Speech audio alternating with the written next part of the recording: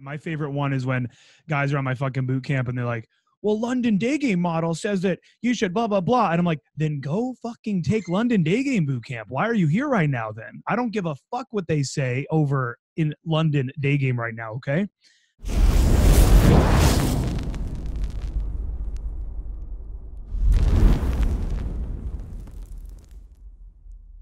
What's up, guys? Today we got a special guest joining us, Aaron Alexander from Evolution Daily. Thanks for coming on, man.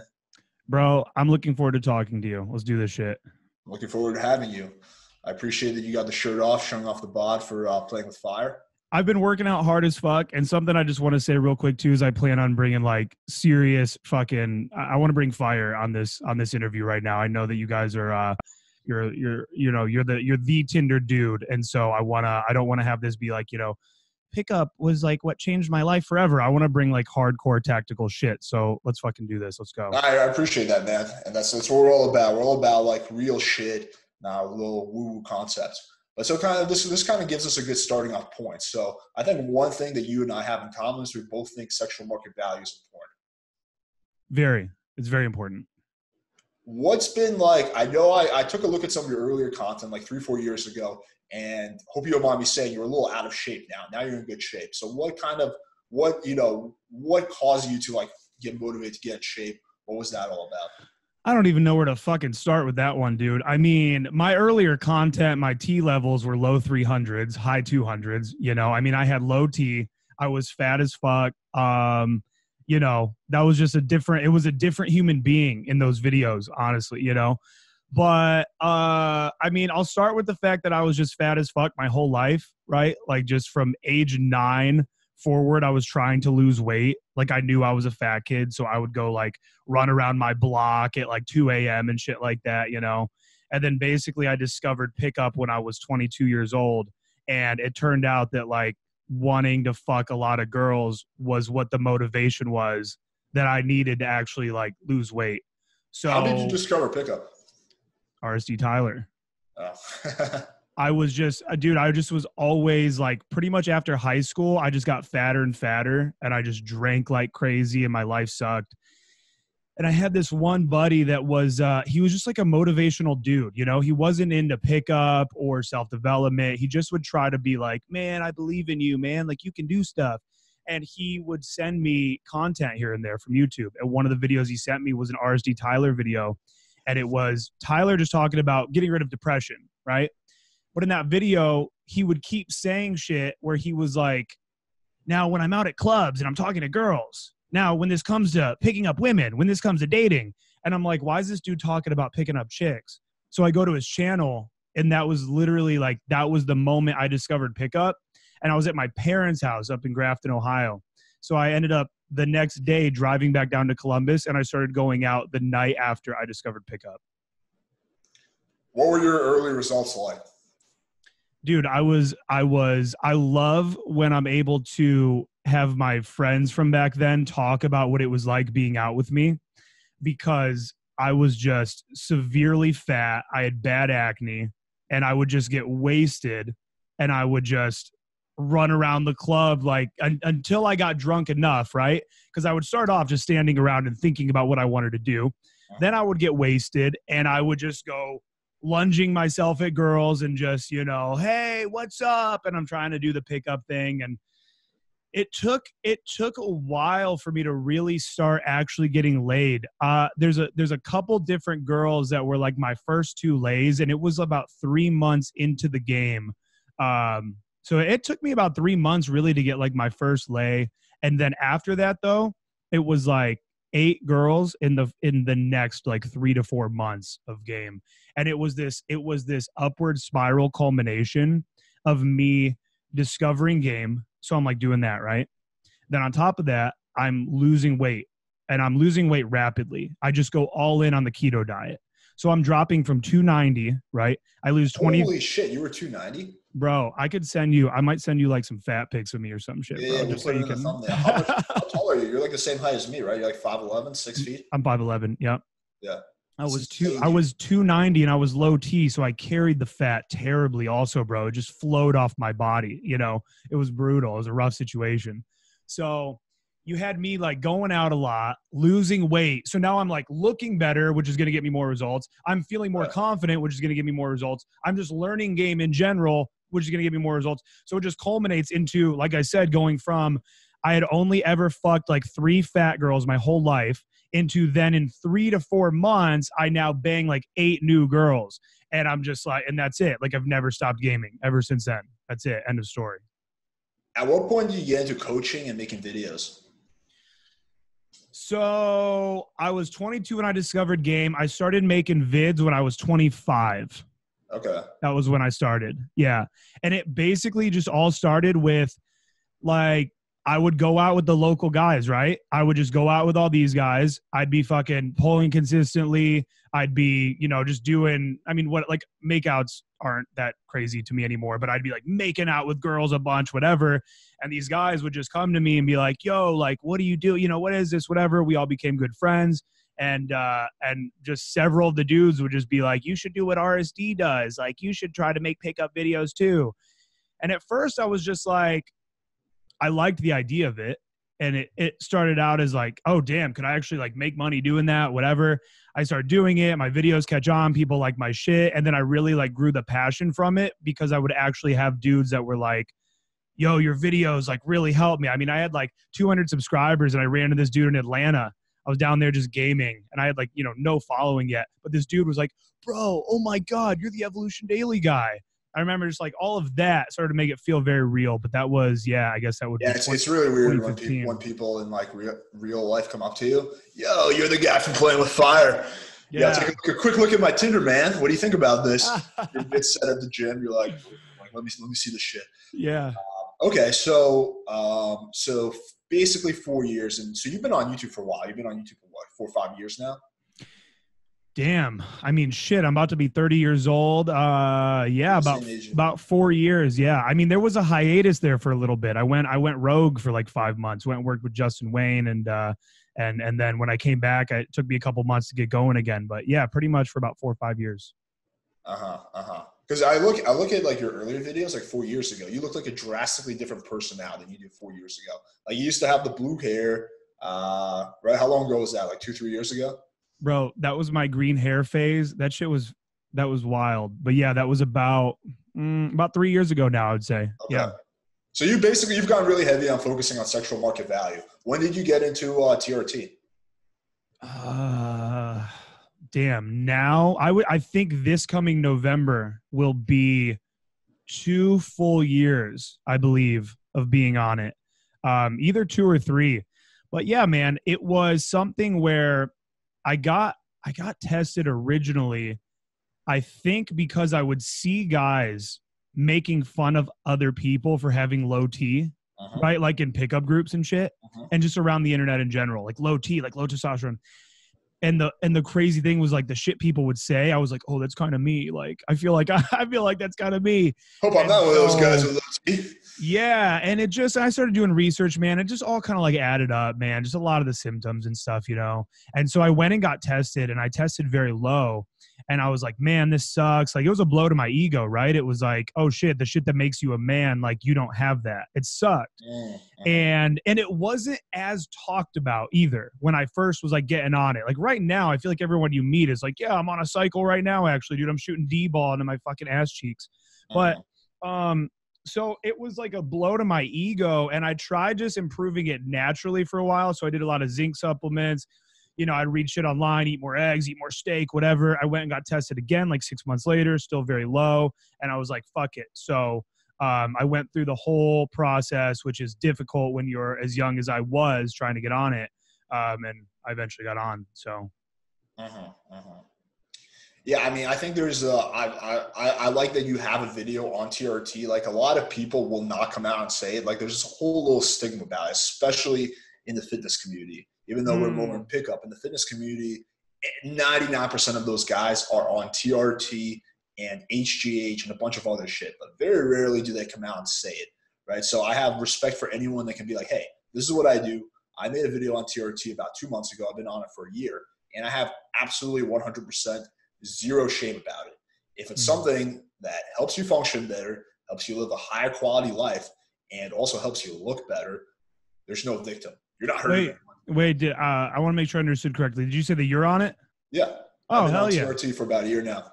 Fuck yeah, man. Yeah. And it's not all rainbows and sunshine at first, right? They call it, I don't know if you've heard this term. Have you heard the term getting dialed in?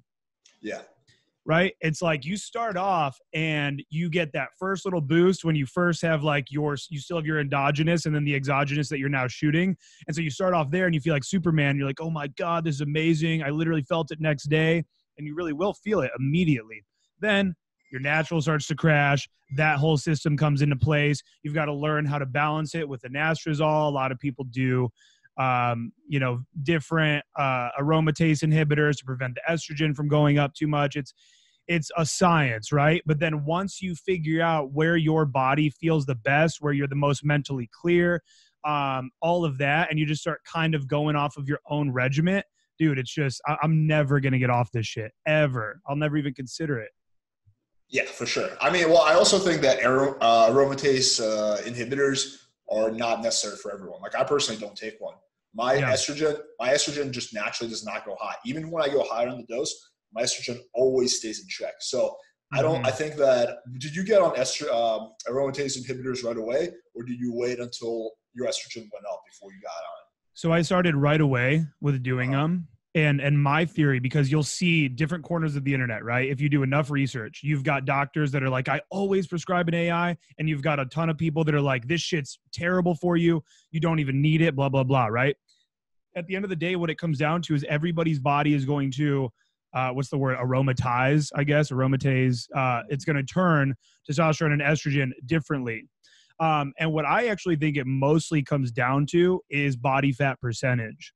So, for example, what I know is 100% true is I need less AI than I did earlier on, right? Because I now have more muscle, less body fat. I don't use as much of the AI. And I actually believe that I, too, will also be off of it entirely once I do get like really low body fat percentage. So that's what I think. Like, you're probably low body fat, right? I'm extremely low. I'm naturally 7% body fat. Yeah. So the natural, so that's what's so fucked up about like getting fat, right? Like I know that anybody watching this right now, like they don't want to get fat, but like at all fucking costs, don't get fat, dude, if you're not there yet, because that's what's fucked up is the aromatase process happens in the fat cells. So when dudes are getting fatter, they're also lowering their T in this vicious cycle. Having low T causes more fat, causes more estrogen. I mean, it's brutal. So yeah, I mean, it's super important to stay in shape, obviously. And yeah, SMV, dude, it's something that I feel like it was very cool for a long time for the pickup community to ignore, that you need to be a hot, like, I hate the word high value, to be honest. I try not to say it, but like, you got to be the shit, right? In order to get girls that like want dudes that are the shit, like, end of story. What's your take on that? Why do you think that happened? Like, why do you think that so many guys say, oh, well, looks don't even matter, man. Oh, it doesn't matter. It doesn't matter if you're fat. It doesn't matter if you're skinny. It doesn't matter if you have a good job or you live in your mom's basement. Where does that shit come from? Yeah, because it's the easy answer is like it's marketing, right? That's the easy answer. Right. But then at the same time, it's like not everybody that was following that is like a dumb person. It's freedom, right? It's kind of like a get out of jail free card. And not only that, but it's also the truth. But I'll say this, it's the truth a little bit, right? Your fat, broke, fucking alcoholic friend, he ain't gonna clean up, right? He's not gonna go to the wharf and shit and like be banging one of the fucking hottest girls in there, but he might, through like, really being on fire, like fucking being in there, being aggressive, like getting physical, really stepping his shit up. That dude, if his game is strong enough, he might actually get laid a little bit here and there. And so then he might report back to the forums, look at me, I'm fat and I'm fucking whatever. I suck at everything, but like I'm getting laid. And it's like, yeah, but you're not getting laid to the level that those a lot of guys are the want. outliers, right? Like you're gonna have the extreme outliers. Like you're gonna have the dude who's 5'3", skinny as fuck, broke. Like every possible worst combination still gets laid. Like those outliers exist with everything. With sports, like most guys that play basketball are tall as fuck. And you got a few people who are like average height, right? Just outliers. Yeah, and then everybody points to the outliers, right? Yeah, for sure. I mean, I think a big part of that comes down to like just it's easier to stay out of shape than it is to get in good shape. Getting into good shape is not easy, especially not if you want to get into great shape. So I think a big part of that is it's just easier to just keep doing what you've been doing. You fall into a habit. You have like a mental image of yourself. Yeah, it is. And at the same time too, like also, if you really look at it, man, that mindset does serve you in a lot of ways. The mindset that like you don't actually have to get in shape, you don't have to do anything, like whatever, and like you're still going to get good at game. And here's why the mindset will serve you. It'll hurt you, but it'll also serve you. Because, dude, like if you're a guy that's just discovering pickup or Tinder or whatever the fuck, like you're just discovering like, wow, I can actually get good at meeting women. Well, if right now you are broke, you are overweight, you're not crazy, but like you're just kind of overweight, you know, your life isn't all together yet, so your SMV is very low, right? Well, if you stumble upon these videos that are just like the fucking black pill looks max community and shit, right? You stumble upon these toxic ass motherfuckers and all this other, you know, like too much of this SMV content. Well, now you're not even going to go out and take any action whatsoever because you feel like you need to reach this peak where then I can take action, then I can do shit. And really, I mean, not everybody has this luxury, I guess, or whatever, but me, I feel like I had the perfect formula, which was I was taking a ton of action while my SMV was crazy low, and then upping my SMV while upping, like, you know, while alleviating my anxiety to talk to women, while getting better at actually starting conversations with strangers, becoming more socially free. So to me, that's the ultimate formula. And so that's why that mindset actually can serve you. Then you're going to get deep enough into the depths of game and you start to then realize for yourself, oh, that's fucking, come on, dude. I gotta I can't be a fat fuck. And so then you change that on your own. Yeah, I mean, I can see the advantage in the sense that you won't make as many excuses. So if you're like, I could approach this girl right now, but I'm kind of fat, so I won't. Yeah. And that's what these, like, that's what I'm saying too. Is like, there's this whole looks maxing community. Are you familiar with these guys? Like this black pill crazy, like looks maxing shit, right? Yeah, some of it's fucking true. Okay. I'm 5'11". If you take me and you put me in the club, but I'm now 6'4", I'm probably going to do better with women. Okay. Like, yeah, sure. Definitely. Probably. Right. Yeah. Definitely. But how the fuck does that serve me? Like that doesn't serve me.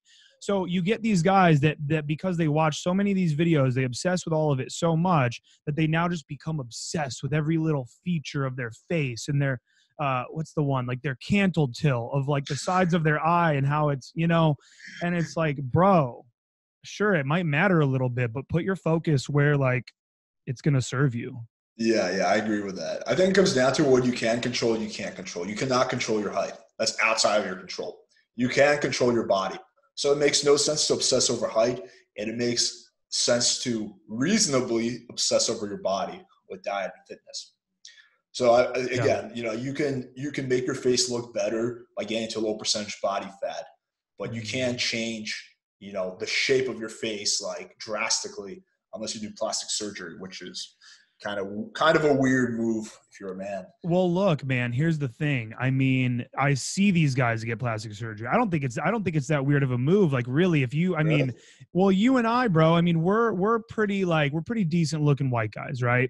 I mean, if you were, I guess, but if you were, look at my nose, it's kind of fucked up. Like, I get comments all the time on my videos. I guarantee you, after this video comes out, it's gonna be one guy's gonna be like, "Why didn't you just get your nose fixed, man? Your nose is crooked." You probably didn't know, but I'm telling you, your nose is a bit crooked. I'm like, yeah, bitch, I do realize that. Oh, damn. Yeah. No, I didn't even notice. Well, end of the day, what I was getting at here is I see a lot of these guys that do get the surgeries, right? And it's the guys that weren't even that bad.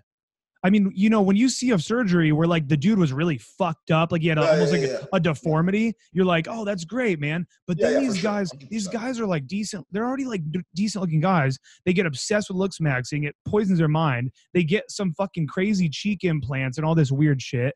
And I'm like, you looked better before. I've seen this a lot, man. These guys looked better before. And now you look like a dude that had surgery. It's like, what are you doing? Yeah, and girls don't like that. Girls don't like a guy who looks like he had surgery because that's kind of feminine. That's something I would do. Like, why are you doing that? Yeah, for sure. So I look at it as a spectrum. One end of the spectrum, you got the looks max crowd who's just way too obsessed, especially with things they can't control. Another, you got the people who just completely in denial about looks. An example I always give is this guy who, when I first got into game, this fat guy I would go out with in LA. He was like 350 pounds, dressed like a 12-year-old. He was a very nice kid, but again, horrible looking. And me and him would open sets. Mine would hook, his would not. And then afterwards, he'd be like, you think it was my opener maybe? Or you think – I'm like, dude, it was because you're fucking fat. Like the girl literally whispered in my ear, hey, your friend is nice, but my friend doesn't like him because he's a little bit out of shape. And she was being nice. But the guy was just 100% delusional about that. He's like, no. He's like, it's probably my opener. Like, it's not your fucking opener, man. You can open her with the best opener ever. Still not going to make a difference. So you got those two extremes. Yeah. And I think me and you agree on this is that the truth lies somewhere in the middle. Looks are important. You should focus on the things that you can control. But you should also not use looks as an excuse. And you should not, especially I think I see guys do this all the time with this, like their background. Like, oh, I'm Indian, so as an Indian guy, I can only do so much. And my business partner is actually Indian. So I love using him as an example. I'll be like, dude, my business partner is Indian and bald, and he does 50 to 100 times better than you. So you can't use that as an excuse. Like, would he do better if he was white and had hair? Yeah, probably he would. Yeah, for sure. But he can't control that.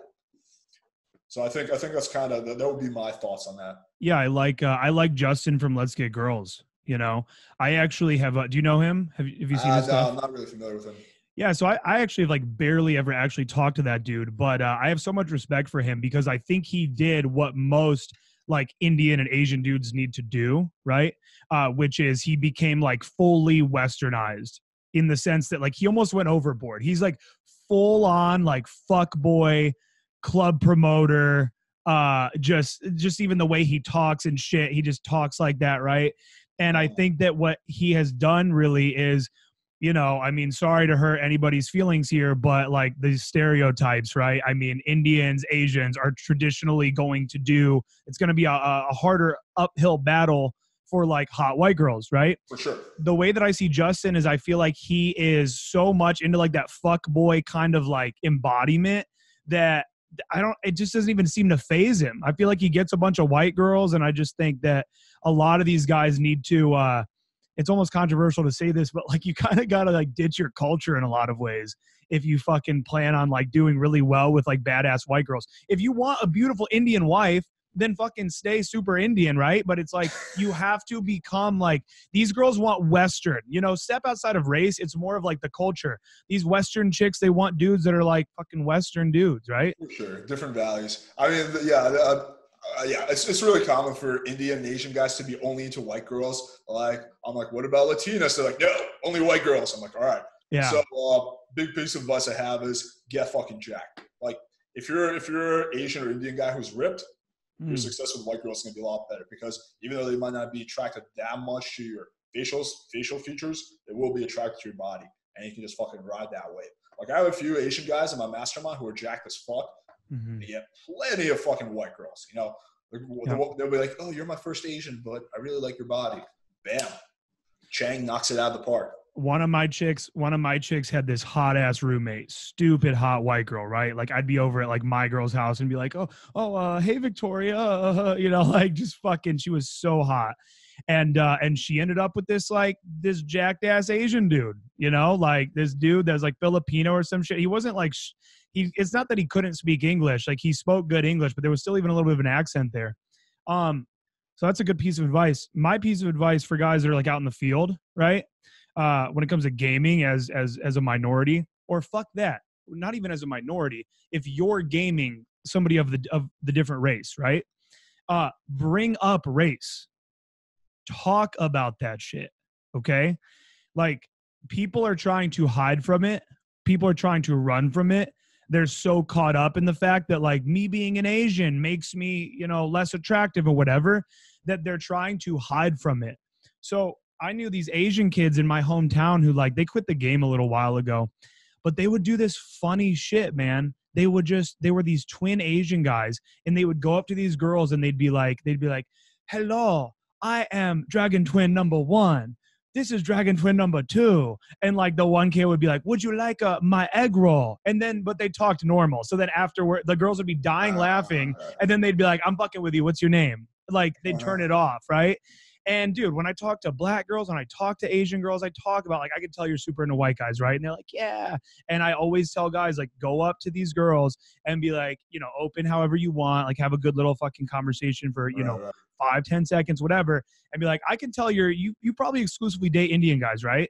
And she's like, not really. Well, you've had Indian boyfriends, right? Actually I have. Wait. I'm sorry, what? You've never dated a fucking Indian guy? And then like shaming them about never dating You know, Indian we girls. fucking invented Karma Sutra, right? Right. Yes, exactly. Like talk about race. It's like this shit that's not supposed to be talked about or something. And like, That's again, interesting. they're That's running interesting. from it and you should actually dive into it. I even had a boot camp student. I freaked the fuck out on this kid. I was telling him to do all this shit, man. And I've seen guys get so many positive reactions from this, get results from this, like break down that barrier, right? And he was like, I don't want like me being Asian to have anything to do with my game. And I'm like, it has everything to do with your game. When I go up and I talk to a black girl, the first thing she's thinking is, oh, this is a white guy. I'm thinking this is a black girl. Like we're seeing each other. Right. Female, you know, African-American female, whatever. She sees, you know, Caucasian male. It's like we fucking see each other. So why are we not talking about this? The same thing goes for sex. Like, I don't know about you and like what you teach and everything, but just so many of these guys, they struggle so much with getting sexual with women. And the more you get sexual, the more you talk about sex, the more you allude to it, sexual innuendo, all of that, the more they're like, oh, this is a dude that fucks. Like this Oh, dude 100%. fucks. I agree with that. Yeah, I'm all about just being extremely upfront and blunt about anything sexual. Like typically what I recommend is you kind of test the waters with sexual humor and innuendos, and then you just kind of keep going down the rabbit hole. Oh, really? You've never had a fucking what are you fucking Cincinnati bow tie? It's like, no, what's that? Like, oh, it's a little too much. We'll get into that later. Like, we'll start off with the basics: hair pulling, choking. See, no, like, and then you just kind of just slowly keep going down further and further. So 100%. Yeah. All right. So since we're kind of touching on this topic, what do you think are this is I know a very broad question, but Cool. what is as the biggest mistakes guys make doing cold approach, and what is the big piece of advice you give to most of your clients? Biggest mistake. Mistakes doesn't have to be one. I'm sure Yeah, there's for numerous. sure. Yeah, I mean, I would say one of the best things I could really put forth would be a lack of presence, right? And I don't mean that in the like Eckhart Tolle fucking, it's because you're not meditating enough. I'm talking about like when you walk into a club, are you, or you're doing a day game approach, like, are you just this fucking like, are you just kind of like this bystander, timid, kind of like meek dude? Or are you like a force, right? Like, are you like the dude right now? So I always say when it comes to night game, I always say like you're either the couch or you're the DJ, okay, of this girl's night. So like you're either the couch or the DJ. The couch is like just fucking sitting over here on the side wall. It's Right. there. People use it a little bit. Like, cool, there's a couch. Who gives a fuck? Like, or you're the DJ, right? Like you're fucking in there. Like she's focused on you. Like you've even become the reason why she's there now, right? And so that a lot of that comes down to your proximity. A lot of that comes down to your vocal projection. A lot of that comes down to your range of expression in your face when you talk to women, right? So yes, like you can sometimes, you know, I'll fucking do this. Sometimes other guys will be like more in like stoic kind of mode. I usually base it off of my energy where I'm just like, yeah, I'm just talking. We're just chilling, whatever. But one of the ways that trauma manifests in the body is by preventing your muscles from actually being able to function properly. This is actually like, it goes very, very deep. But a lot of these guys that have really bad anxiety, social anxiety, approach anxiety, whatever you want to call it, like they're going up and talking to girls, dude, they're like fucking dead faced, bro. And it's because like, your muscles and your body are always in contraction to protect yourself. So you're so afraid when you go up and talk to women that you're like showing it, you know, you're like fucking wide eyed and kind of like tense and they can feel it. How do you recommend for people to cure that? Because that comes down to largely, their upbringing, their, just the bad experiences they've had. So, like the example I always give is like, you can take a guy who's so super socially awkward, has a lot of, past emotional trauma and abuse, give him the perfect line and he can do it for 30 seconds, but he's going to regress back to like like panic attack mode. Yeah, yeah, totally. So basically, when people have experienced a lot of trauma in their life, they end up living their life in protection and contraction. Okay. So when you see a guy that's walking around with like piss poor body language, right? When he's just a fucking slouch and he's head down, and also like these guys that talk too quietly and they can't project their voice, like what they're literally trying to convey to everybody around them. They don't know this. It's subconscious. It's primal. They're trying to convey like, hey, just so everybody knows, I'm not a threat. And not only that, but they're also trying to like stay inward in order to stay protected and stay in contraction. So people don't talk about this enough. And this is something I've just been getting very, very deep into in the last, I'd say really just in the last like 2 months, 3 months, really.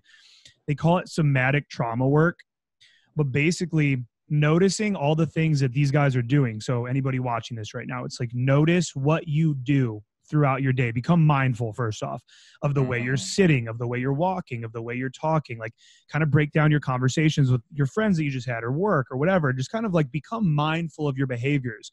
And then notice all the ways that you're being closed off and you're being the opposite of like fucking like sprawling out and like screaming and using your body, right?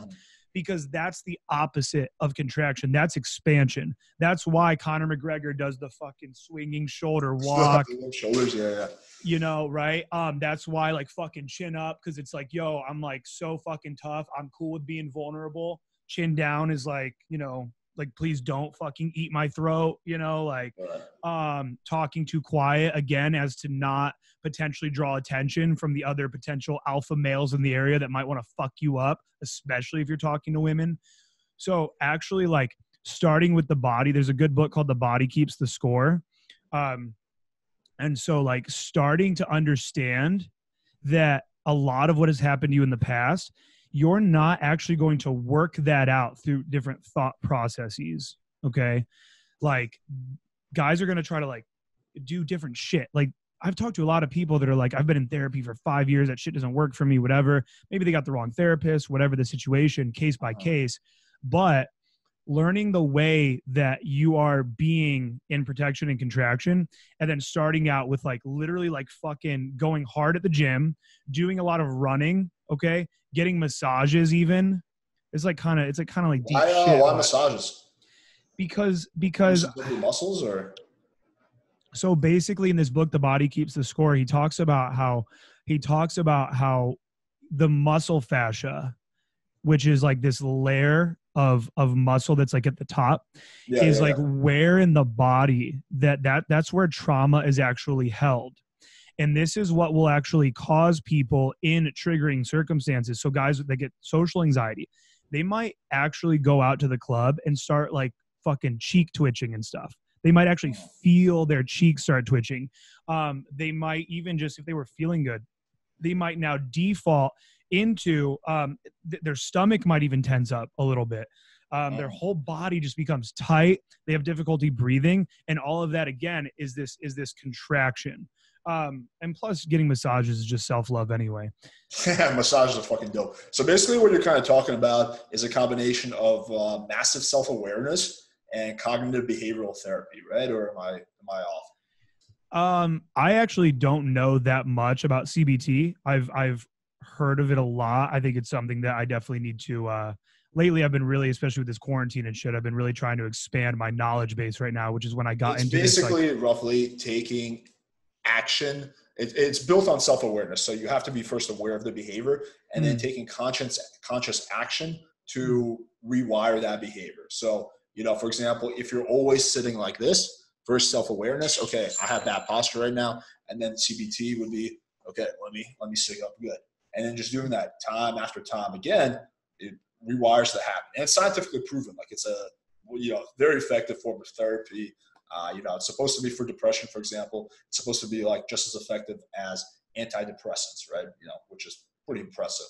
So, Yeah. Yeah, that makes a lot of sense. And yeah, so this somatic trauma stuff that I'm talking about right now, I'm definitely no expert of this. So I can't fully give everything that these guys need to do. I started working with my own. I don't really have anything crazy in my past. And I'm like, this was like the most traumatic shit ever. And I need to like get through it.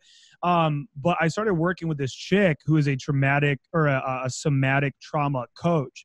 And so she's been really educating me on a lot of this shit, noticing even when you're having anxiety, notice like what you're doing with your hands, and noticing that like you're clenching your fists and like grabbing on your fingers, and so the tightness in your hands. And so she'll even have her clients like just fucking shake their hands out, and they'll notice after like she's done it with me, like, and I'll notice 30 seconds, a minute in, it feels fucking dumb and weird, but you start realizing like, oh, I'm literally like loosening up my body. And so then that's going into my head. Like my mind is loosening up now as well. Right.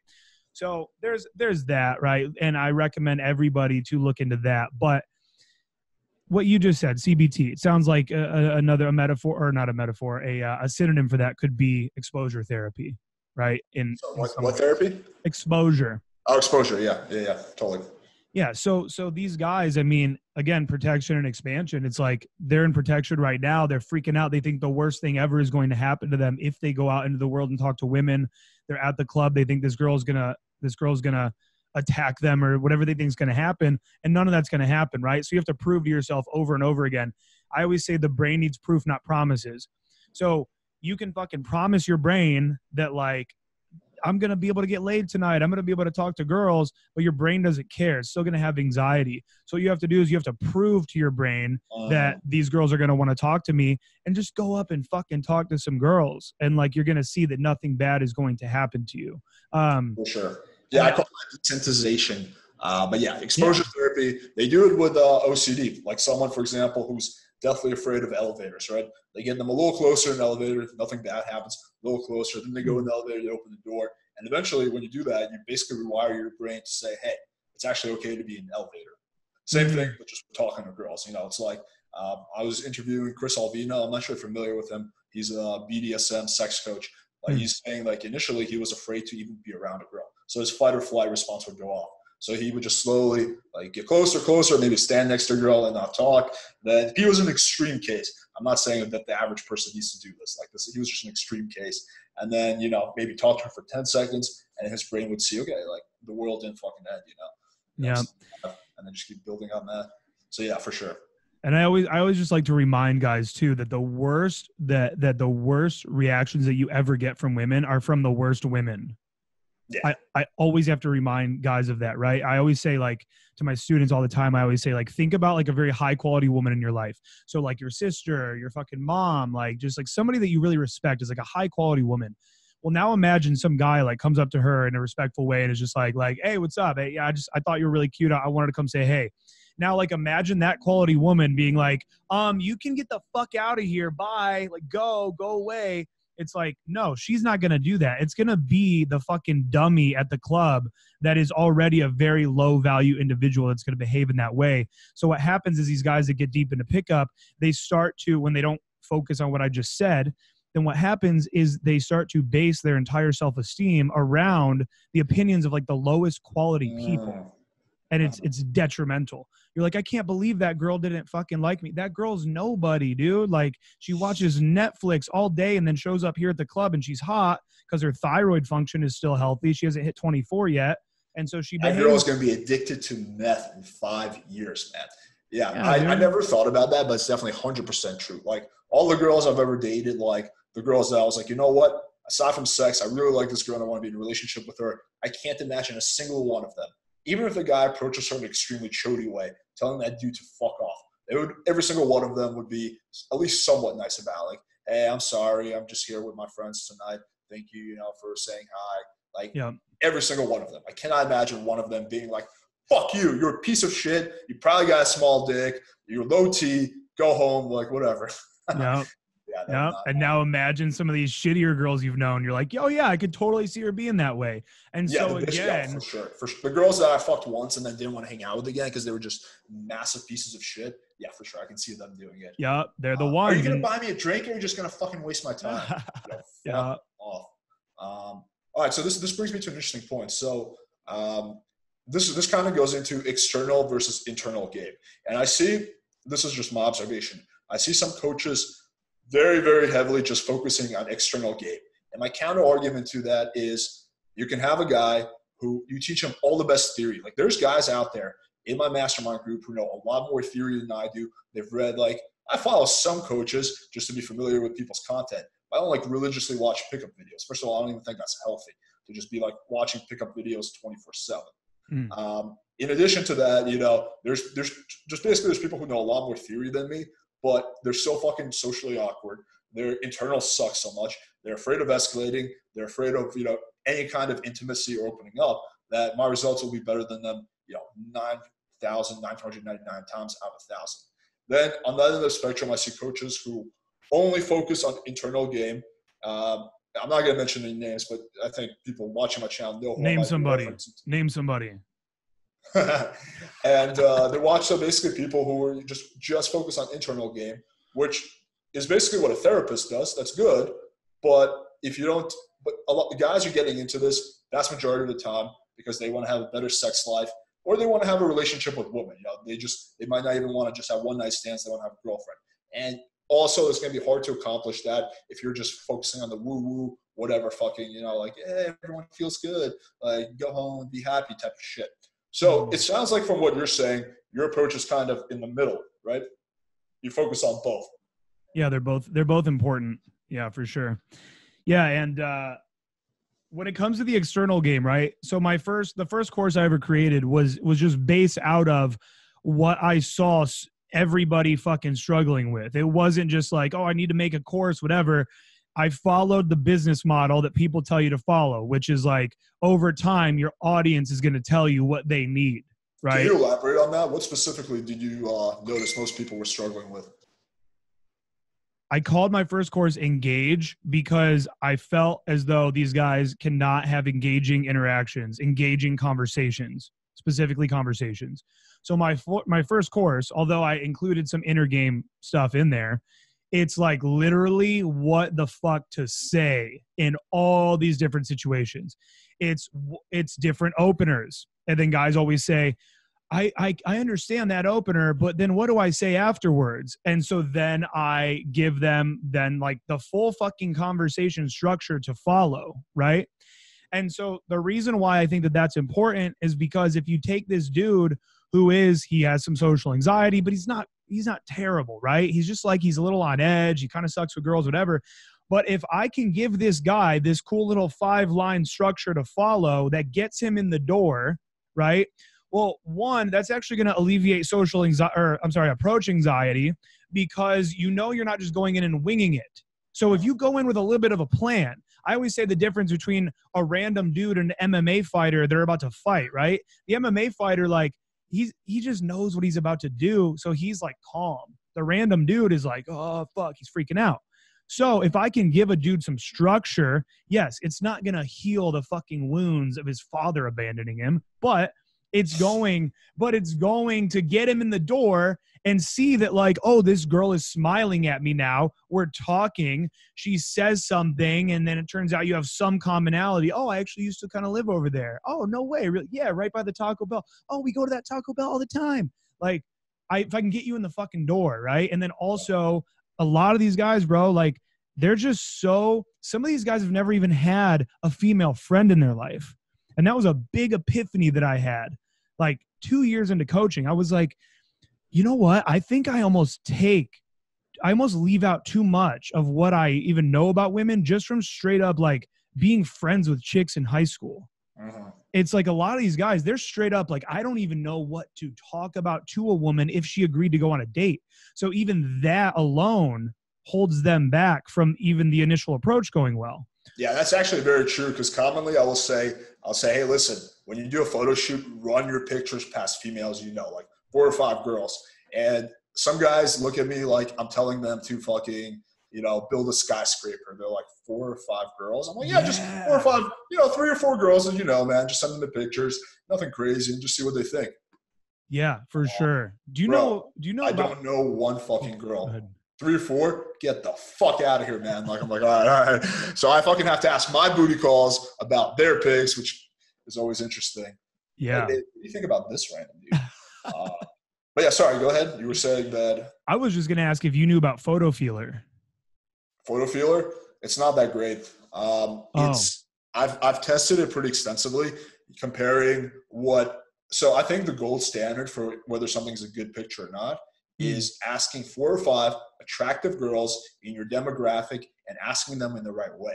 So I talked about this in a previous video, but basically the right way to ask would be like, hey, out of these 10 pictures, which one is the best? Which one is second best? The wrong way to ask would be like, hey, does this picture look good? So that's the wrong way to ask. Oh, I like that. That's And good. so then comparing all those results and just consistently, I've noticed that photo feeler was just off. So it's better than nothing, but it's not that great. Yeah, I've never used it myself. My one buddy that's just, he's like, he doesn't even fuck with cold approach. He's all Tinder and he runs all of his pictures through Photo Feeler. But dude, I love that idea. That's a fucking solid idea to like ask girls you know. And then what I'm even thinking too is even that they could be somewhat swayed. The answers in some ways, almost like what they know about you. So they like you in this shirt more or some shit. What about even just fucking being out at the club and having your boy do it?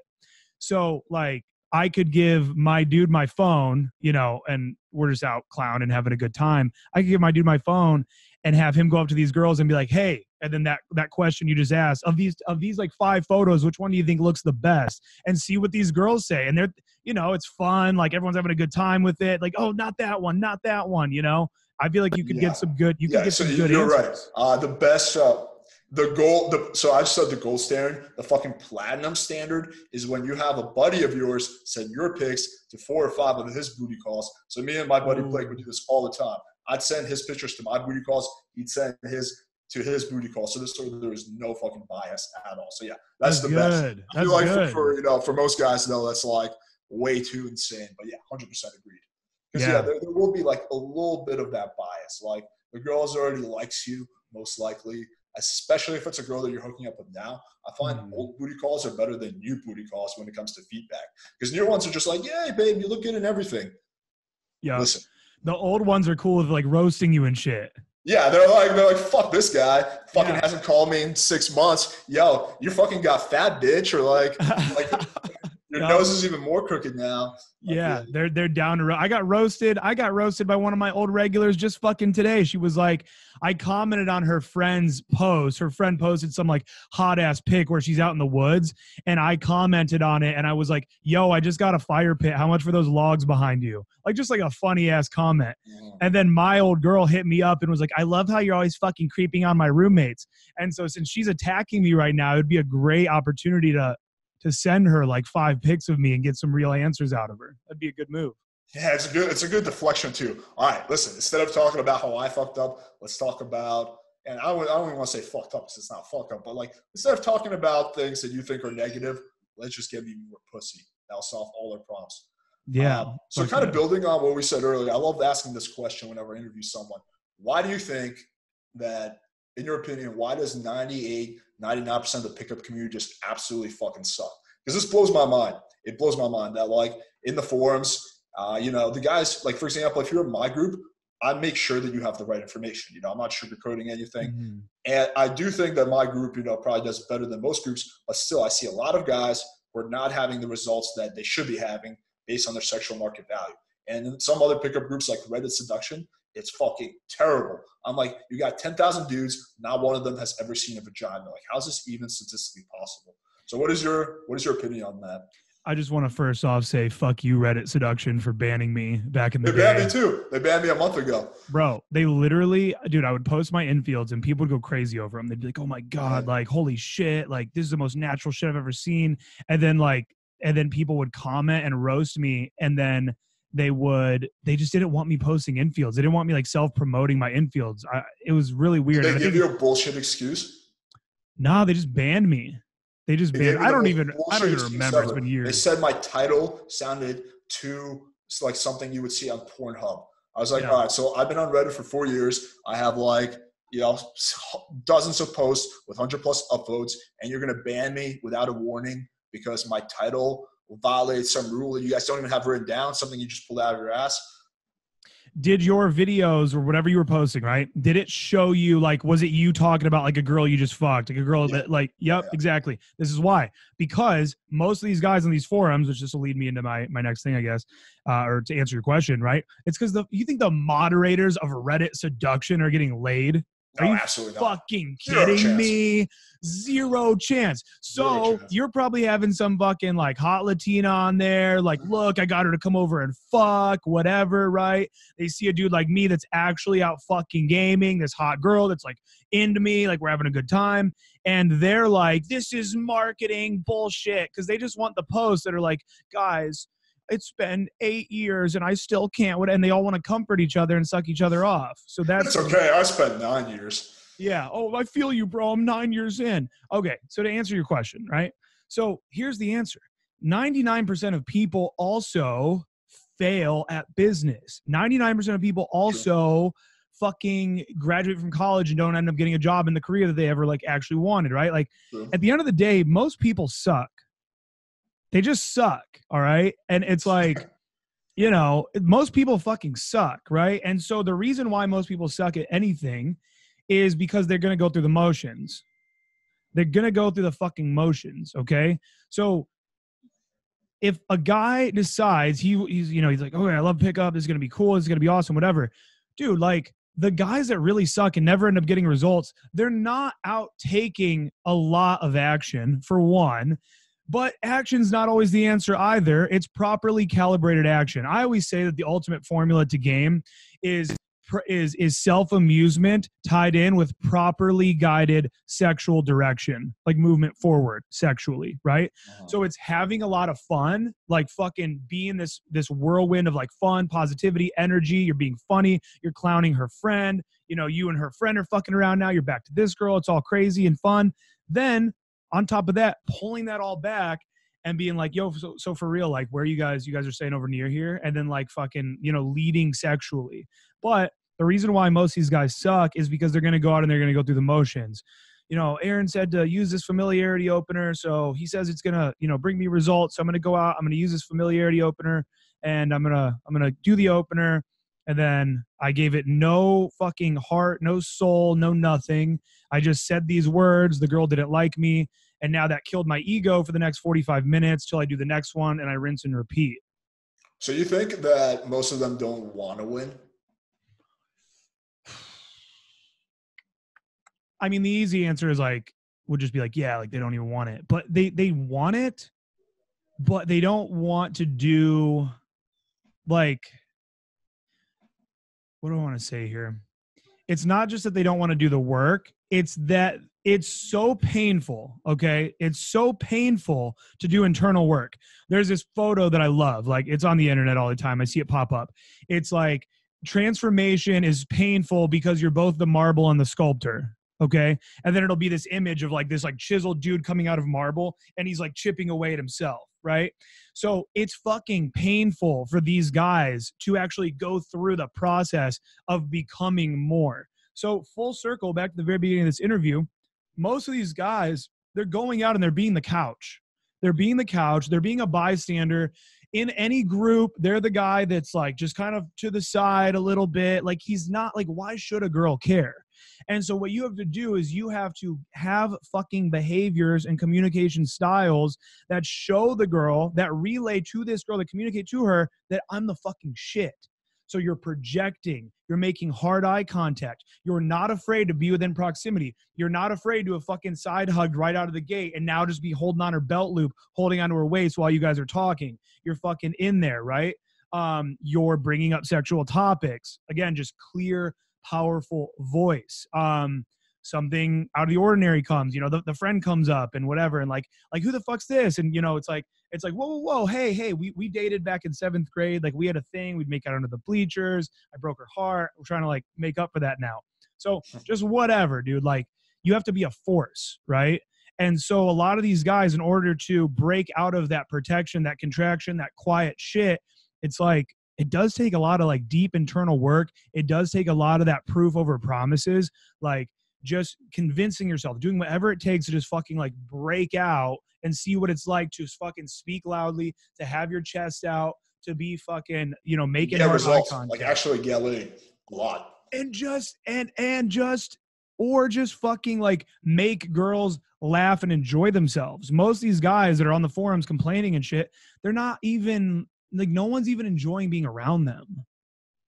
They complain about getting to that finish line. They're not even at the fucking quarter mile mark, dude. Like, they're not even just, dude, like some of these guys should just even, I've never even thought to like have people do this. Some of these guys, I had this student once, okay? Just remembering this. I had this student. This was in Miami, actually, like back in fucking December. And he was going up to girls, and it was so fucking ridiculous. And I would never say that this is like a form of game, right? But it was funny as hell, man. It was making the night. He'd go up to girls and he'd be like, hey, excuse me, were you raised on a chicken farm? And the girl's like, no, why? And he's like, because you sure know how to raise a cock. It was fucking stupid, dude. Dumbass joke, right? But imagine some of these guys that you know, like that you've, I don't know, do you do like in-person shit? Do you like coach people in person in any way? I avoid that. Well, you've probably. I've tried it a few times. It drains my soul. I don't know how you guys do it, to be honest. It's really hard. Yeah. So you've talked to your guys online probably, you know, whatever. I've given speeches. I've done plenty of live streams and all that stuff. Yeah. So you hear the way that a lot of these guys communicate and talk, even to you, you know, like, hey man, I really like your videos, dude.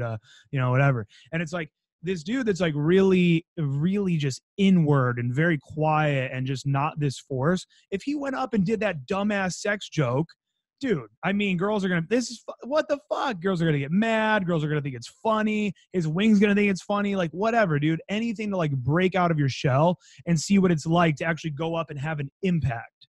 Because these guys are not making an impact in any way. Again, they're going up and they're just being an object that's standing there and then coming home on fucking Playing with Fire Mastermind and complaining about how game doesn't work. Now, Playing with Fire free group, the Mastermind guys crushing it. Every single one of them. Fuck yeah. They're doing better than the average, you know, community. But obviously, it's a process. So I agree with what you said, but I would say there's more to it than that. So the analogy I would use is that I see some guys who are actually very successful in business who suck at pickup. Mm-hmm. So it's like these guys are not losers in every sense. And I don't even want to use the word losers. These guys are winning in some aspects of their life. Like some of them make way more money than me. They're multimillionaires, but they're losing in other aspects of their life. Okay, so why is that? Why are they winning sometimes and losing in other situations and consistently? Yeah. So I would say it comes down to a few things that I've observed. One is going to be following wrong information and getting indoctrinated. So it's like you've been doing something for a while, and the last thing you want to hear is that, hey, what you've been doing is 100% wrong. You've been wasting your time. That's not something you want to hear. What you want to hear is, okay, maybe there's a slight little whatever fucking adjustment I can make to make what I've already been doing for years, you know, actually work for me. So, you know, unfortunately, yeah, some guys who've been following, like, let's just say, RSD, right? They've been following them for ages, and not the old school RSD that was, you know, actually pretty decent, but like the new school RSD, and they're getting, you know, they've been going out for a year and they get no results. Like, they don't want to hear that, hey, you know, like fucking meditation is great and it might help you a little bit. It's not going to get you laid. Just like you can't fucking sit at home and meditate for 2 hours and the hot girl just pops on your cock. And again, don't get me wrong. I think meditation is great. I personally do it myself, but that's not gonna get you laid. No. So I think that's a part of it. I think another issue is that for some reason, men tie ego when it comes to women that they don't do with other things of their life. So for example, let's take fitness, right? A lot of dudes want to get jacked, but there's not as much of a ego type of thing. So guys are a lot less hesitant to talk to a personal trainer. Because in the end of the day, we're the personal trainers of pickup in a sense. Like more or less, you can say there's some differences, but in a sense. So, but guys, usually there's no qualms about, hey, you know, yeah, I got a personal trainer because I was really sucking at the gym. Like, that's not socially stigmatized. Mm-hmm. But saying that, hey, I have social issues because of my upbringing, so I got a coach to teach me, you know, how to get better talking to girls, that's heavily stigmatized, right, outside of our community.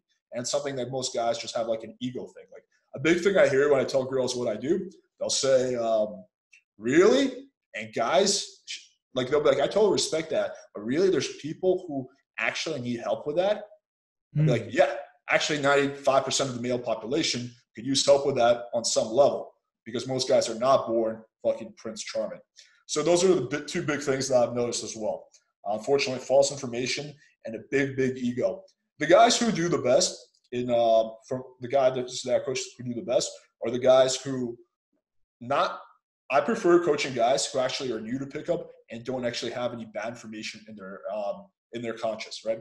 Because then I have to unwire that and then teach them new things. So I prefer that. And also the guys who have no ego around pickup. Like the guys who are like, yeah, man, I actually kind of suck at this. So teach me what you know. I want to get results. Like those are guys that are going to have much more success than the guys who are like, well, actually, I'm pretty good. I've been doing cold approach for 3-4 years. And blah, blah. I'm like, all right, so what are your results like? Well, I'm a virgin. Like, all right, so you don't know. Yeah, so like we're kind of starting below the curveball here.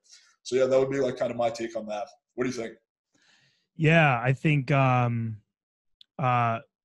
it's a lot. I mean, I agree with what you just said, and yeah, the ego and pickup, that's very big. My favorite one is when guys are on my fucking boot camp and they're like, well, London Day Game model says that you should blah, blah, blah. And I'm like, then go fucking take London Day Game boot camp. Why are you here right now then? I don't give a fuck what they say over in London Day Game right now, okay?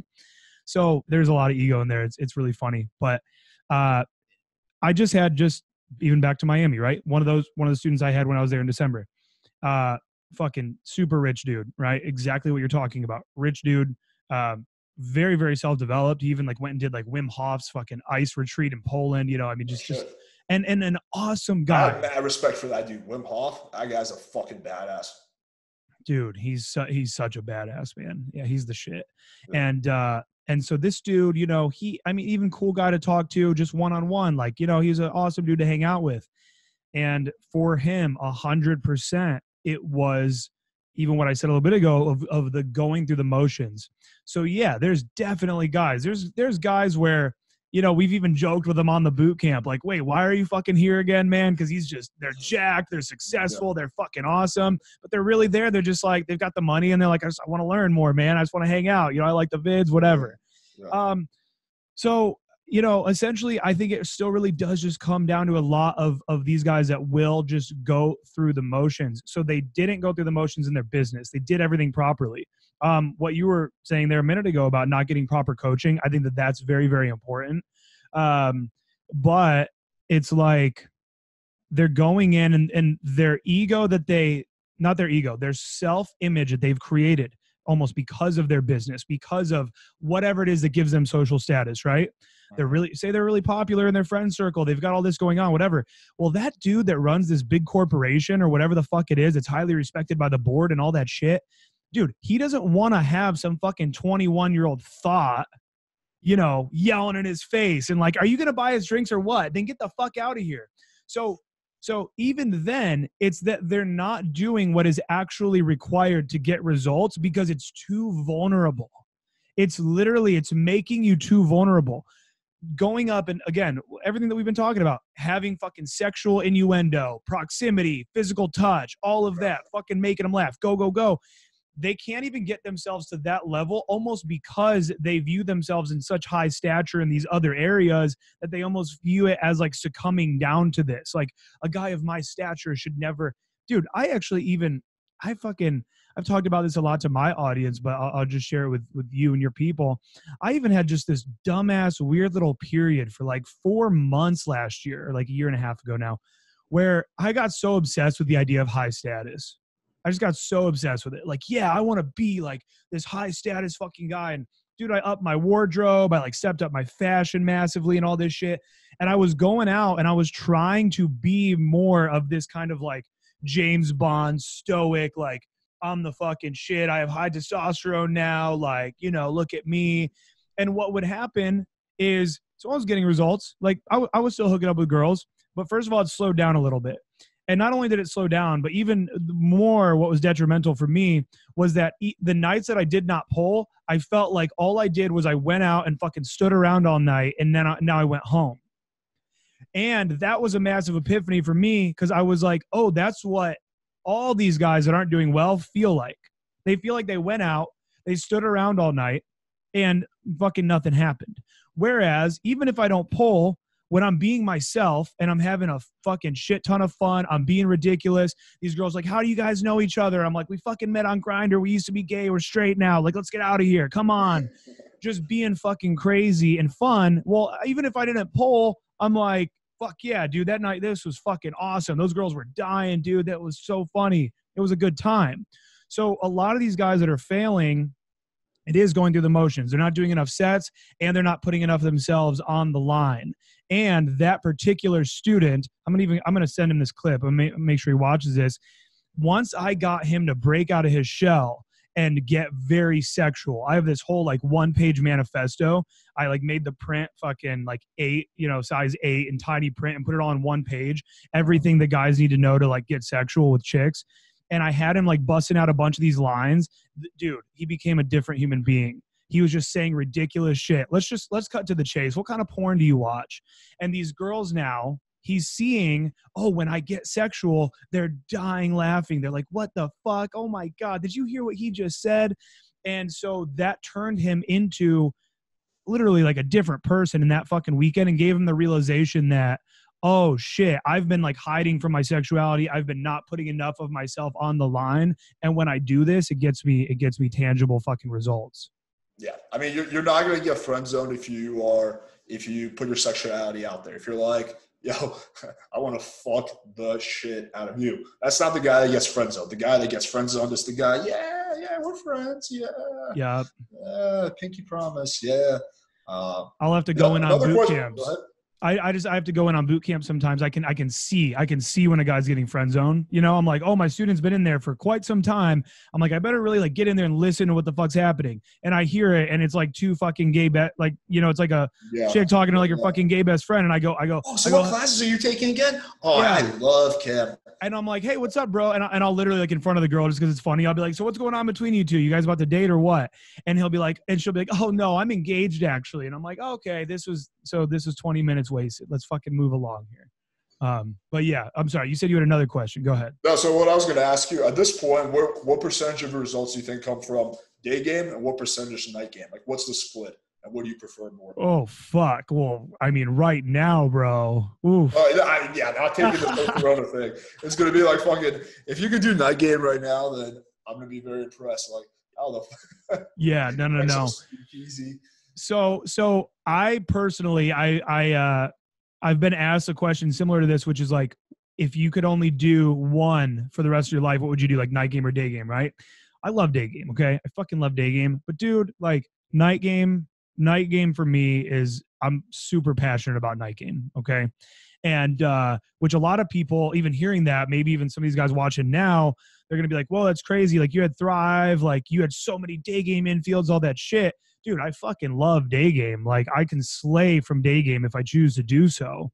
But night game is just, for me, it's a lot more fun regardless of the result. And so to me, when my result that I'm chasing is the fun, then I'm going to get that every single goddamn time, no matter what, from night game. And I'm also going to get fucking laid the more that I'm actually having fun and enjoying myself. And just the overall social aspect and fun of it, I do, especially, well, let's forget about Corona.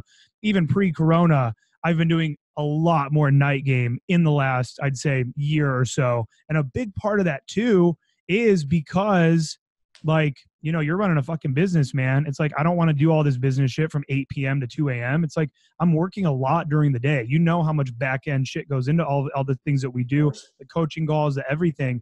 So it's like, I prefer night game, end of the day.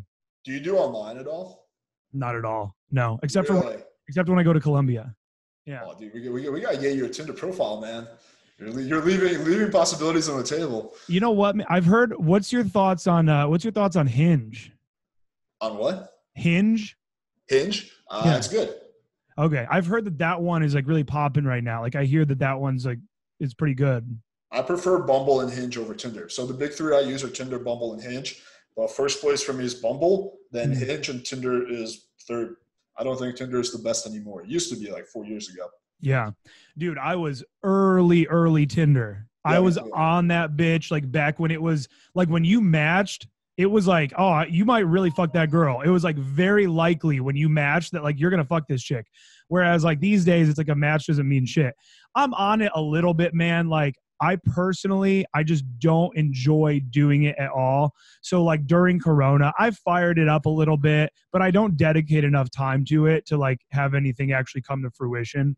Yeah, I just dick around on it a little bit, but I should go hard. I should up my profile, join PWF fucking mastermind, and yeah, those are good decisions either way. But yeah, I mean, I think it comes down to like, for example, if I had a social circle with a bunch of models, like if I was Dan Bilzerian, I wouldn't do online because I already have enough girls. So it just comes down, are you able to achieve your goals and have the lifestyle that you want? For example, if you can have the lifestyle that you want, but you're spending 24/7 doing pickup, then something is off.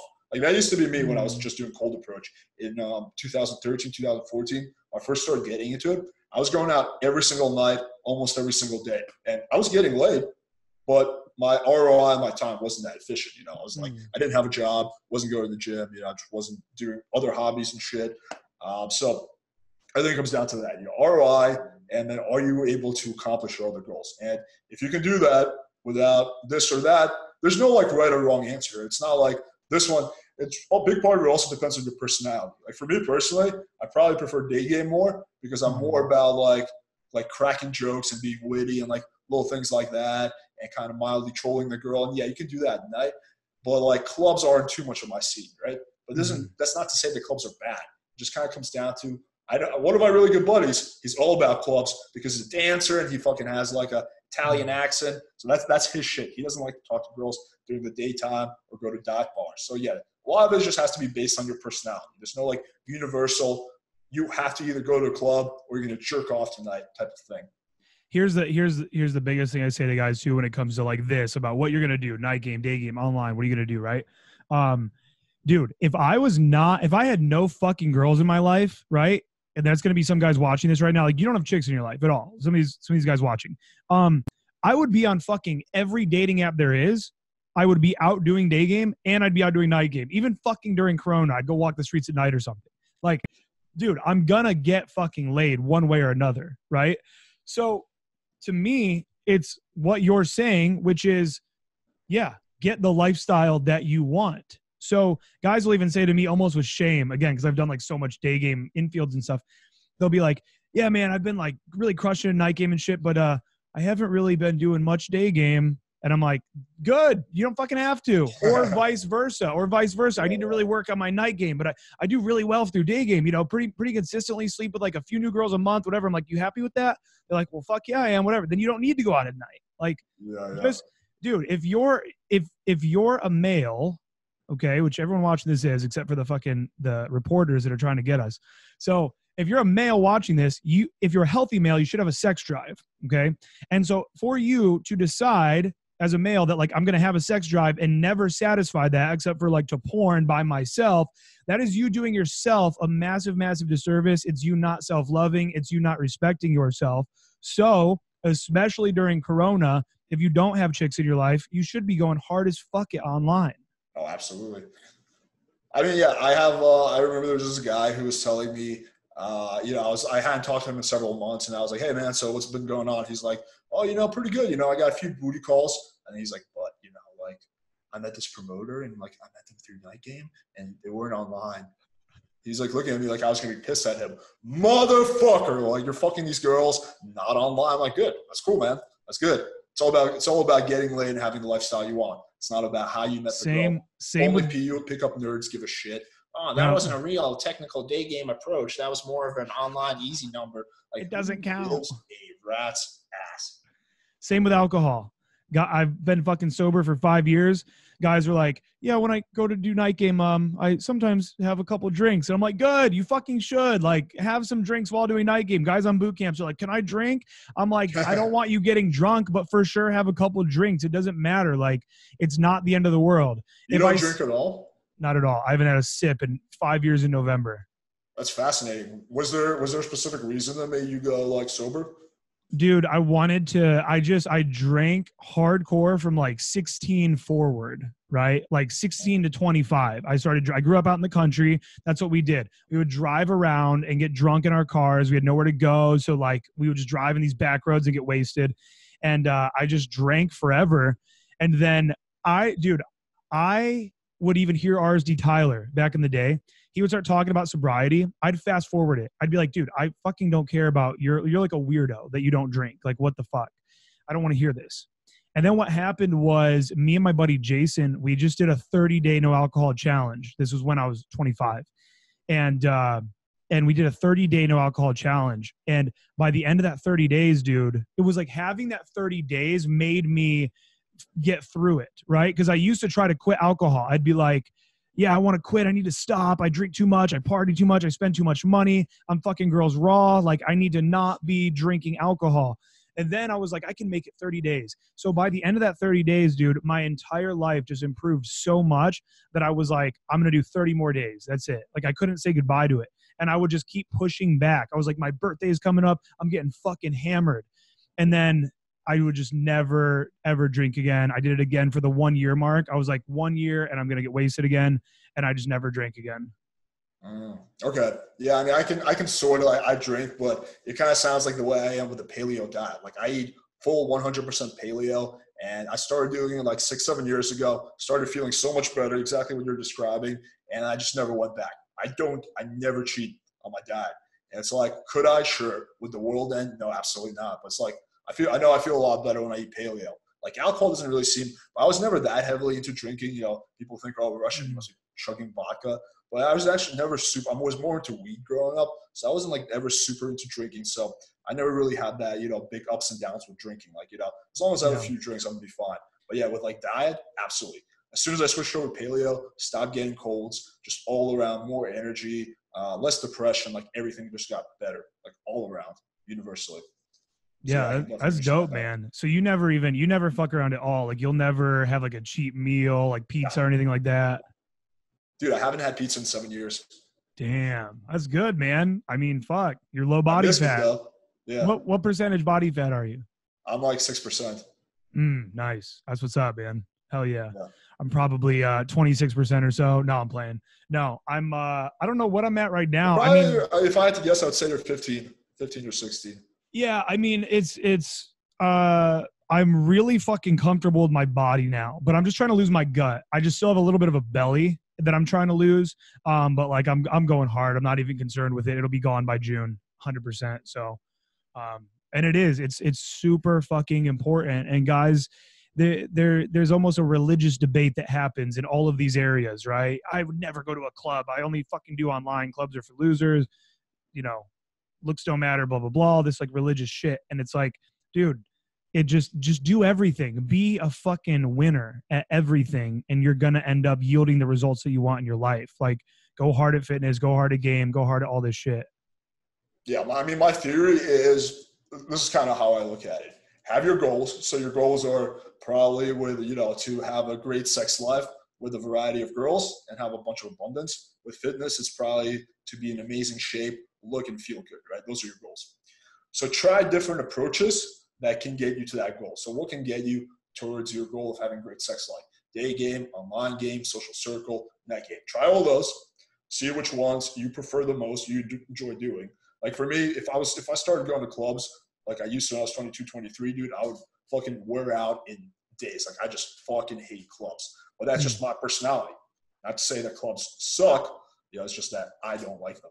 So, the things that I found that work the best for me are a combination of online and just meeting girls that go about my day. So I'm always like, I see a hot girl when I'm walking my dog. I chat her up, get her number. I never really do like these day game sessions. I used to, but like now it's more of just like when I'm out and about, chat up all the hot girls I see, like my neighbors and shit, get their numbers. Between that and also some girls I meet through friends. So like between those three things, I have more than enough leads, right? Once a month, once every twice a month, I'll go out with my buddies. I'm not going out just to do pickup, going out, hang out with my buddies, and there I'll chat up girls as well, right? But I wasn't always like that. I used to, just because my efficiency got a lot better. It used to be that I would have to actually do, these day game, night game sessions so that I could get enough leads. And yeah, nothing wrong with that. So it just kind of comes down to, what do you want? In terms of fitness, like you should try bodybuilding, you should try CrossFit, you should try a variety of things. and then just go with the one that you resonate with the most. So that's kind of always been my my theory on that. Yeah, I always tell guys, I always say, especially when it comes to night game, I always say like, I've never been able to sleep with more girls by talking to so few, right? It's like, I used to go out and talk to fucking 30 girls and not pull, but then it's like, now I'll go out and it depends on the night, but you know, a lot of the times I'll end up pulling the second or third girl I talk to. Sometimes it's the first one. It doesn't mean that I pulled her right there in that fucking moment, but it's like, you hook longer. And guys always say, what do you recommend? What do you recommend? How many approaches, or how long should I be out? I always say, like, you should be in set as long as the whole night. You should be in set the whole night. So what that means to me is it's like, just keep talking to girls regardless. And ideally, when you're getting better, you're going to be hooking more, and you're going to have girls that actually do want to talk to you. And so now you might spend a whole night just talking to fucking 3 separate girls versus 25 because you didn't even draw enough attraction or generate enough interest to even like have anybody want to keep talking to you. So for sure. I mean, yeah, if you start going heavily into pickup, you're most of the time you're going to also get into fitness. You're going to fix your fashion. You're going to get a business, because it's really hard to get good at pickup when you're working 10 hours a day for, you know, someone else who's riding your ass. Like, you're most likely going to be more entrepreneurial. So there's all these side things that you're likely going to, you know, do, which also will help you, you know, paradox, whatever, will also help you meet more girls. So it becomes like a positive cycle. yeah, 100%. The one thing also I wanted to ask you was, what would be like someone who's watching this, you know, like a lot of my audience, you know, for example, they're just, you know, they just haven't had that much success with cold approach. You know, what would be the best way they can get started? I mean, obviously check out your videos, read your articles, but you know, what's like on a macro level, what can they do right now? Well, not right now because fucking Corona, but yeah, in general. Nonsense ends. Right. So I mean, starting out, so I mean, as far as like where you should start, you have to, I almost hate cliche answers, but they're cliche because they're just the fucking truth sometimes. So you have to take a lot of action. First off, you have to go out and you have to talk to a lot of girls. Not only that, but also you have to record your own audio infield. Okay. Provided that it's legal in your state, blah, blah, blah, whatever. Record your own audio infield. It'll change your fucking life. So, so you think that's really key as well? Oh, so key. Oh, so key, dude. When a guy's like, yeah, I've been in for like 3 years, blah, blah, blah. I'm like, have you recorded your infield? They're like, no. I'm like, ooh, there you go. That has changed fucking people's lives time in and time out. I've had guys that are literally like, the turning point was when you told me to fucking go get the recorder and this and that, right? Because you don't even know how you sound, man. You do because you make videos. But a lot of these guys, bro, they hear their like, did you have that experience when you first heard your voice on a recorder and shit? You're like, oh, that's me. Weird as fuck. Right. And so these guys. Is that me? I talk like this? No, right. Fucking way. I sound like a dork. Yeah. It's weird. There's interesting science behind why that is too, because your vocal cords like actually vibrate through your head, and it makes it like a more pleasant experience for your own voice. But then when you hear it through air, it's interesting. But anyways, so record your own audio infield so you can hear what the fuck you sound like when you are talking to these women. Whoa, do I talk that fast? Holy shit. Why do I keep having this, you know, oh, really? Oh, that's so cool. Oh yeah, no, totally. Like, why do I fucking sound gay? Why do I sound like I'm her fucking little best friend? Why do I sound, why am I too quiet? Why can't I not even hear myself, but I can hear her perfectly? So all of that. And one of the biggest things most guys need to do is slow it down. First off, that's like one of my like go-tos, slow it the fuck down. But listening to your audio infield, not only that, but then what that does is when you review it later, it now takes you out of the anxiety of being in the field, and it allows you in a safe space, in a calm place where you're just alone, to review your sessions. You can do this for night game too. And review your sessions and like hear what she said, and then think, oh fuck, I could have said blah, blah, blah. Oh, I was freezing up because of the anxiety, but I could have carried this conversation to that. Why didn't I close right there? And so you're able to actually review. Guys are not self-aware enough, dude.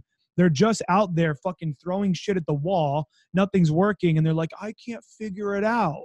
And when these guys get on my boot camp, I fucking tell them why they've like not had results. I find out in the first hour, sometimes the first few minutes. I can find out immediately. And so they either fucking take boot camps or get coaching or whatever you want to do, or get self-aware enough to where, again, you're recording, you're thinking, you should be sitting there and thinking about how that night went, how that day went. What if I tried this? How about I break into different aspects of myself? Because we're all everything. Like you, bro, you have an introverted side to you where you just want to stay inside. Yeah, you have sure. a side to you where like you get around the right people, maybe you had a drink, whatever, you're fucking loud, you're crazy, you're being ratchet. We all have these sides to ourselves. Sure. Yeah. And so what these guys aren't doing is they're not tapping into these other sides of themselves. They have a self story of, I'm just like an introverted kind of quiet guy, so I prefer day game. Or have you just never broke out of that shell and fucking bust it out? So think about this, be mindful, and then try out a lot of different things. How do you, for a guy, because one big issue I think a lot of guys have is they delude themselves. So a big thing would be like, well, you know, she's just a 3-date kind of girl. I'm like, no, I could have fucked her the first night. Like, she's not a 3-date kind of girl. Like, or like, oh, well, you know, she doesn't like my type. No, pretty sure she was into you initially. You did this and this that turned her off. So how do you, because this is a big issue, it's just like guys delude themselves into thinking something outside their control was the issue. And sometimes it is outside of your control. Like sometimes that girl's grandma just died that day. You open her and she doesn't want to talk to anyone. Yes, that absolutely happens. There's variables 100% outside your control. She might just be into big black guys and you're like a white hipster, you know, it's not going to work either. Well, how does like a guy like fucking just kind of not let that happen, basically? So not deluding himself into thinking that like women are fucking right. So, you know, you have to, this is what I always tell guys. I always say like, I will, if I decide to get married, which I'm fucking, dude, I kind of go back and forth on that. I mean, right now I'm like, I'm not going to get married unless it's like a polyamorous triad with like 2 bad bitches. Right. But then sometimes I'm like, I can see it for myself in the way future. Yeah, that's funny. I'm kind of the same way also. I'm like, yeah, you know, maybe down the line. I'm not hardcore like anti whatever. I probably wouldn't get married so much as I would just have one partner that I live with. Like, you know, because I do have, you know, the whole marriage thing is kind of like, in terms of like if you're making a lot of money, it can be. I mean, if you do the prenup, I guess it's fine.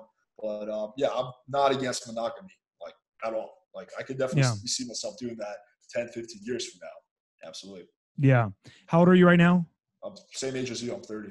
Okay. Yeah. Yeah. I was just telling my buddy earlier, I was like, I'm going to get married when I'm 50, like 50 or older. I swear to God, like I'm going to marry a fucking bad bitch, 28-year-old chick when I'm like 50 or some shit for real. But so basically, I mean, you got to be a little red pilled, right? I mean, you got to be a little red pilled and understand the aspects of hypergamy, understand the ways of women. You ever listen to the Call Her Daddy podcast? The what podcast? Call Her Daddy. No. It's these 2 little thoughts in New York, and they're hilarious, bro. But it's actually a really good podcast for guys to listen to. They don't have an agenda. They're not really trying to teach anything. It's really just 2 really hot girls, just like talking about dating, Instagram culture, online apps, like, and they really fucking shine a light on the fact that like girls are ratchet. Girls are like they want to fuck, they want to get fucked. It shows them talking in ways where it's like, you know, it just shows that these girls aren't these sweet, beautiful little angels where if you're out at the club and you saw one of them, you might think that of her, right? So getting a little red pilled and understanding that like in the same way that men can be devious and manipulative, a lot of women are as well. But that shouldn't jade you into not liking women. But at the end of the day, you have to have experience with women. Okay, like you and I, we've had so much experience with women that it's going to be very difficult for a woman to totally like catch us off guard with some crazy shit we've never experienced, right? Yeah, you've probably had fake pregnancy scares. You know, you've probably had this girl that lays down the law. I'm only going to keep fucking you if you date me. You're like, sorry, babe, like I ain't going to. Believe it or not, I've never had a fake pregnancy scare. I think I honestly might be infertile because I don't know how at the quantity of girls I've gone through, I've never, especially out like my earlier years, bro, like when I was in my mid 20s, I was pretty bad with condoms. Like we're talking like, fuck it, I'm just going to go raw. Like that was like my mindset quite often. Like I've gotten a lot better with that now. But like, yeah, when I was younger, dude, I was the worst for that. So it's just a miracle statistically that I have not had, you know, numerous babies by now, or at least a pregnancy scare. But yeah, I had a girl tell me that she fucking miscarried our child back in May. oh Like, shit. yeah. It was crazy. You know, it was very deep, but which was weird because I'm on tests, which should make you like way less fertile while you're on the test, Are you you know? doing HCG also? No, I did. I used to do it, Okay. but with just traveling so much, it became such a hassle to make sure that I kept it cold.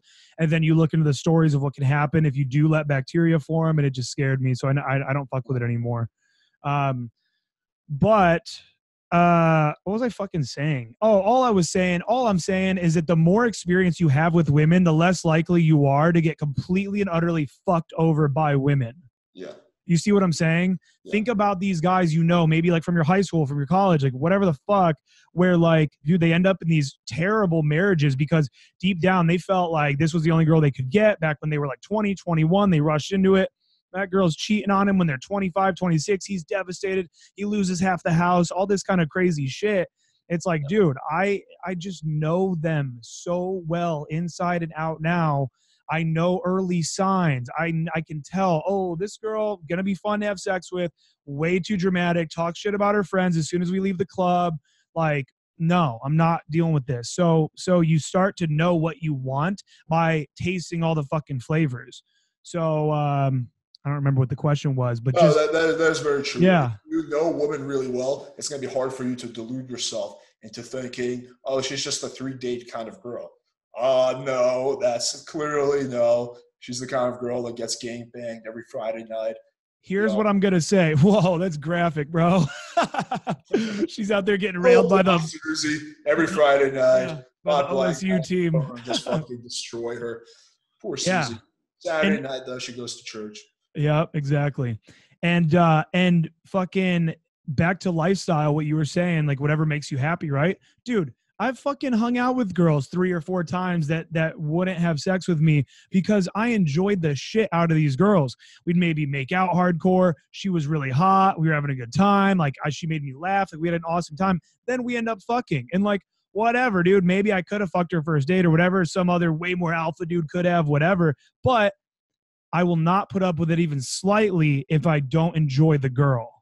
So what a lot of these guys are ended up doing is like they're not even having fun. They don't even want to be on these dates. It's anxiety, but they're like, I'm really putting in the work, man. Like I'm gonna end up getting the lay. And it's like, dude, like cool. You're gonna get laid after you fucking have like 5 dates of like paying for this girl's dinner and like you don't even enjoy this person. I agree with you largely in theory, but you ever have a situation where the girl's just so hot that you go through the day and like you fucking this girl just starts like she looks like she might be okay at first. As the date goes on, she's so fucking annoying. You're like, holy shit, I kind of hate her as a person, but Mm-hmm. she's so fucking hot. She's so much my type that I'm just gonna go with this until I bang her. Like, right after I bang her, I'm done. But I need to get laid because this girl is so my type. I'm Yeah. definitely guilty of that once in a blue moon.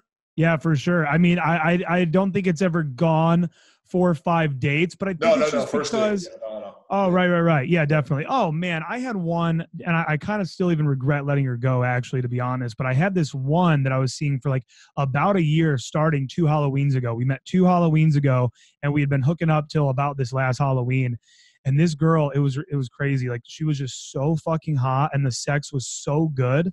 Uh, fucking it was a religious experience, right? And but I hated her as a person. But I just kept putting up with it, man. Like I fucking hated her. I would literally be in such a dilemma. She'd want to come over and I'm like, oh, I'm so horny, but then like she's gonna want to fucking talk. We're gonna have to watch this show. She's gonna stay the night, the morning, fucking whatever. And like, and I just eventually this was actually the girl that ended up, she was like, I'm only gonna that I had kind of like alluded to almost earlier. She's like, I'm only gonna keep fucking you if we're actually dating and blah blah blah. And I just legit like I do not want to play that game where like I'm officially boyfriend and girlfriend with you and now I'm out cheating. Like I just don't want to do that right now in my life. So I just told her, I said, listen, like I fucking care about you so much. I love hanging out with you, but like I can't do this. Like I can't date you officially. She's like, well, fuck you then, blah, blah, blah, whatever. Hits me up the next day. I'm sorry, whatever. It went on for another couple months, same ultimatum, and then boom, gone forever. But now she's with some other fucking dude, and I'm pissed about it because I'm like, I want her back. I want that one again. But it's all good. You can find the full package too. It's like guys always think that like the hottest girls are going to be the bitchiest girls. That's not always the case. You will find hot ass quality women that have great personalities, awesome values, like they're cool ass chicks. Dude, one weird thing I noticed, I was telling my roommate this, is that, well, you don't do so much online, so this probably hasn't happened to you, but occasionally if you do a lot online, you get what I call low-key catfish, where it's not like a totally different person, but it's her like 50 pounds ago. So like, you know, it's not a little bit off. And yeah, this doesn't happen often. This is not the norm, but if you go through enough volume, it is going to happen. And what me and my buddy were talking about is how the low-key catfishes like are the biggest fucking bitches also, which makes no sense to me, because if you're going to catfish someone, the idea is that, well, once he meets me, I'll win him over my personality. But if your personality is that bad, then like, how the fuck are you going to win me over by being a giant bitch? Like, you already don't look like your pics, and you think you're going to win me over by like fucking giving me shit? Like, that's a fucking ineffective strategy. So yeah, that's one thing I've noticed. Like some girls, another observation I have, it's very rare that you meet a girl who's like a 9 or a 10, and she's like, check your, I mean, some do, but it's more rare they're going to be like hardcore SJW feminists. That's a little bit more rare because these girls are already getting so much laid, they have so much attention, they don't need the attention from being an SJW. So also a lot of those problems solve themselves. Okay, another issue is like guys will post and say, what do you do if a girl doesn't shave her vagina? I'm like, where do you live? They'll be like, America. I'm like, all right, this never happens. This hasn't happened to me in the United States in like 5 years. Like, show me a picture of this girl who had a hairy vagina. And I'm like, oh, okay, this kind of explains everything. Like, I'm surprised you were able to even find her vagina, truth be told. So, yeah, so again, like once you go hotter, there's some issues kind of resolve themselves, if anything. Yeah, and typically what people are attracted to, right? Women are going to be primarily attracted, like what makes a man attractive is more masculine traits. What makes a woman more attractive is more feminine traits, right? And so these feminists, they always skew on the way more masculine side, right? And I'm talking the radical feminists, right? I'm talking the fucking right. The man-hating feminists, right? Yeah. And so these hotter girls, they're more feminine and they love masculine energy. So they've grown up, like they've been around guys that talk disgusting, right? They've had big friend circles where the guy's talking about how he fucked Vanessa last night or whatever, and she associates, well, Corey's a really good guy and he talks like that, so this is how guys talk. Like, they're just fucking in it, man, and they're not upset. They're not obsessed with, you know, the way that a man might talk about a woman in the wrong way that you know, belittles her and all of that kind of stuff. So I agree with 100%. you. Just to clarify for the 2 or 3 girls who are watching this, like, I think 99% of guys are on board with the classical tenets of feminism. Like, I'm completely for a girl having equal pay.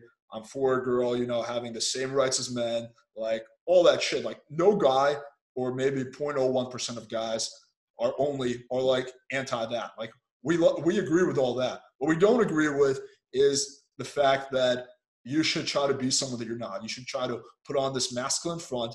When you don't like that, the guy doesn't like that, no one's winning except the cause, but the cause is not even really winning either. So that's the kind of shit that, or man shaming again, like that a man should be ashamed of himself just because he's a man. No, that's like fucking retarded. Like, I'm not gonna fucking check my privilege because I was born a man. Like, that's the fuck you want me to do? Like, cut my cock off and fucking feed it to the dogs? Like, the fuck you want me to do? Right. So yeah, so just to clarify that for the 3 or 4 girls who are thinking about subscribing to my channel. Most of us are feminists, like you said, in the classical sense of the word, which is just that like women should be treated like people. Like, yeah. Fucking of course, right? Yeah. So yeah. So last question: top 3 books. I like asking this question. Top 3 books: "Awaken the Giant Within" by Tony Robbins. Okay. Yeah. "Awaken the Giant Within." The Virgin Way. 4 or 5. Yeah, The Virgin Way by Richard Branson. Very, very good book. His autobiography, you mean? So Losing My Virginity, or? So Losing My Virginity is his autobiography. Yeah, all of his books are very similar, but I really like The Virgin Way, and then also he's got another one called Screw It, Let's Do It. I really like those 2 as well. I'll have to check that out because I liked his autobiography a lot. Oh, dude. And also, too, for anyone listening, like, these are technically business books, I guess, but not really. Like, they're just very, very good. And the reason why I love anything he writes is because Whereas, so many of us struggle with this kind of like paralysis by analysis where we're like, it's so hard to like take action forward. He's just like, yeah, dude, we had this idea. So we fucking ran with it. We were all He's a fascinating fucking human being. He's the shit, man. He's really cool. Definitely. Yeah. So that one, let me look at my pile over here. I've got a fucking shit ton of books. The Art of Seduction is absolutely fucking phenomenal, but I don't know if I'd put it in my top 3. It's a good one though. The Power of Ambition by Jim Rohn, the audiobook. I know Jim Rohn, but I've never read anything by him. So you got to listen to audiobook because he's such a fascinating speaker. Just the way he talks and he reads his own book. It's called The Power of Ambition. That's a really, really good one. That was really good. All right. A book I will name drop because it relates to what we've been talking about is Atomic Habits.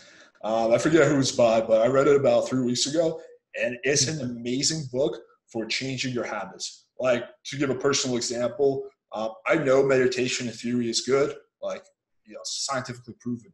But I would always like get into these cycles where I would meditate, and then I'm like, I don't need this shit. I'm already super chill. I take a week off, and I could never like meditate consistently, which I know what you need to do to see the benefits. And then when I started applying some of the simple tips he talks about in his book, I've been going for like a month strong now. Just like not missing a single day of meditation, not missing a single day of visualization. It's just like all the things, not missing a single day of reading, like all the things that I feel like I should do throughout the day, like just applying, some of his tips and locking in the habits. So definitely recommend that book for anyone who's like listening to this and thinking, I wish I had the discipline to do that.